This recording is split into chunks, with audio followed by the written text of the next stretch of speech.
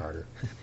Within our responsibilities, able to take a vote to recommend with a quorum that the town change to SB2, and on the same time, are we able to recommend that the town, without a quorum, change to SB2?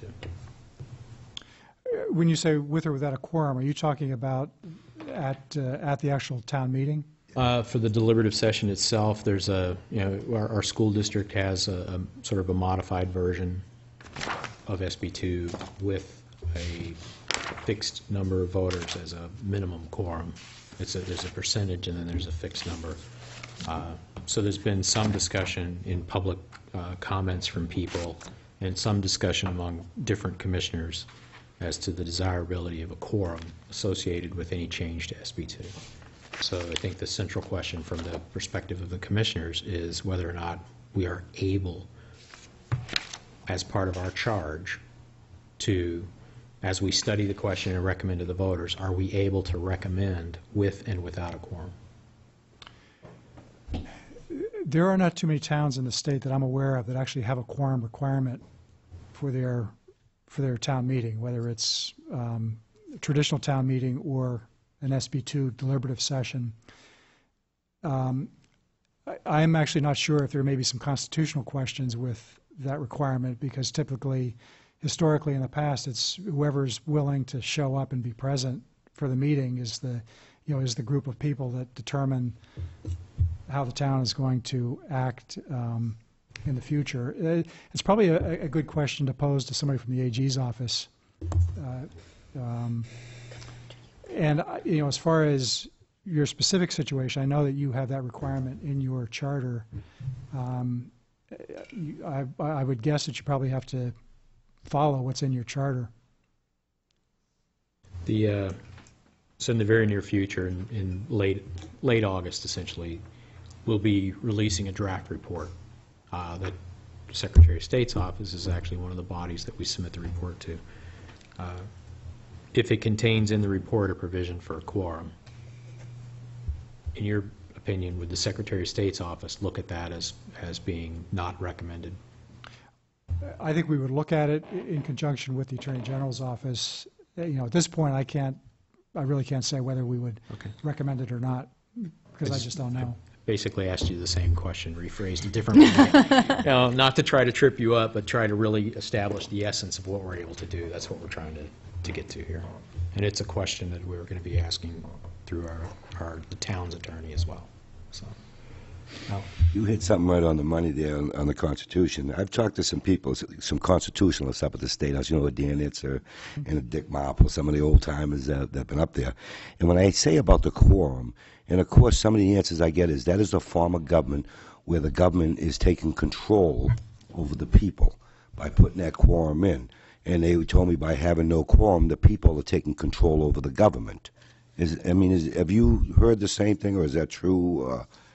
I haven't heard that before, but I can see why people would feel that way.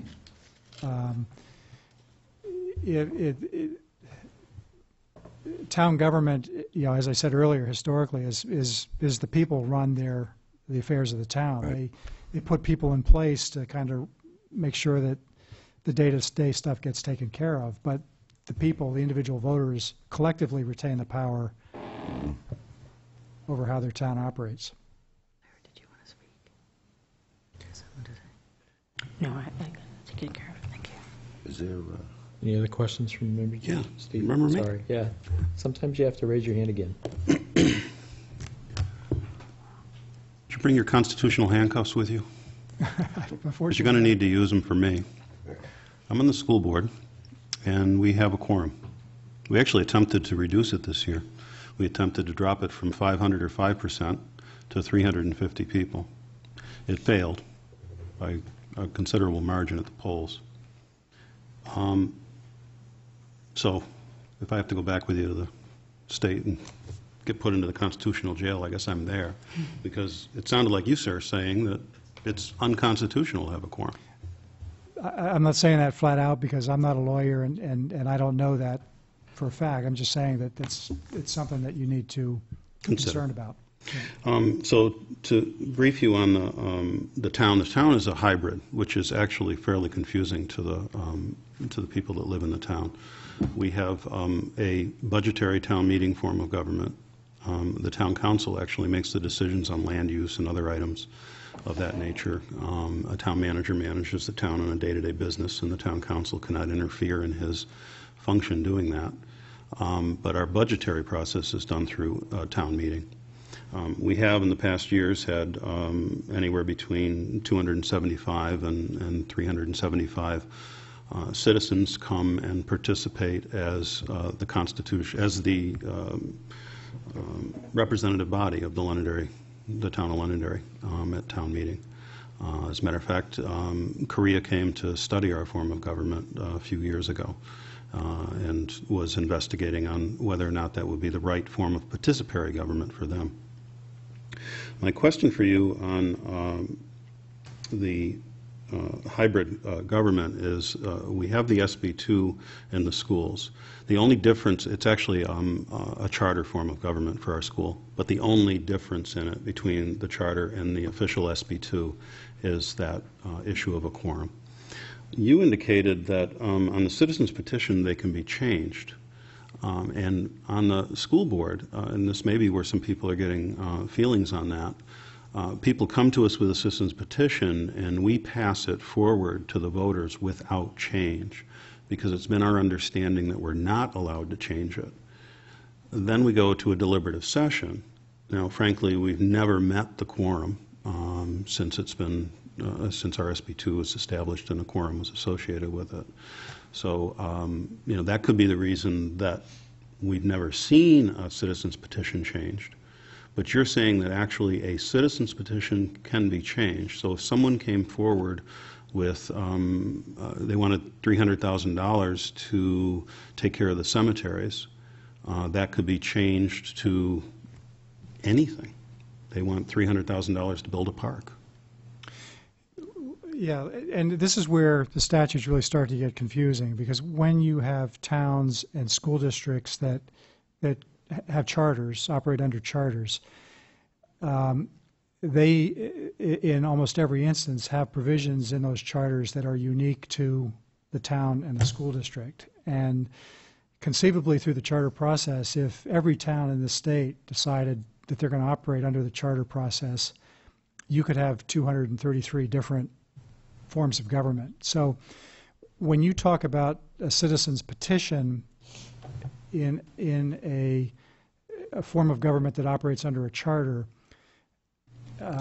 you may be using a statutory provision that allows a deviation from the standard 39.3, which is a traditional town meeting where, you know, when 25 voters or a certain percentage of the town sign on a petition, that's the article that goes on a warrant. There are some city councils that I'm aware of where they have a representative form of town government that people don't actually meet, you know, and vote on a warrant. And a citizen petition process is the process by which they use to get issues before the town or the city council, which is different than putting articles on a town warrant. I mean, it kind of achieves the same purpose, but the process is different. So I'm a little confused when you say citizen petition as opposed to a petition warrant article. Are we talking about the same thing, or is what you're doing something a little bit different? The citizen petitions that are brought forward would be, I guess it's best to give examples. This year, a robotics team brought forward a petition for $9,000 or $10,000 so that they could get funding to build robots. That's a typical citizen's petition. And so was that brought before the school board? Correct. And the school board, if it was acting as kind of a representative form of government at the local level, the school board could take a vote on. We've been told either by our charter or by the laws of the state of New Hampshire that we're not allowed to make any changes to it, and we're not allowed to stop it. It must be presented to the voters. If it's permitted under your charter, then it's permitted under your charter. If we're talking about a traditional town meeting process, then